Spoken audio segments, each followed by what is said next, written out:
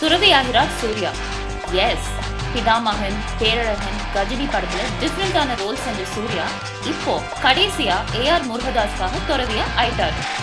கஜினி படத்தை டைரக்ட் பண்ணி success டைரக்டரான AR Murugadoss அதுக்கப்புறம் ஆமிர்கான பாலிவுட் கஜினியாக்கி ஸ்டார் டைரக்டர் ஆனாரு.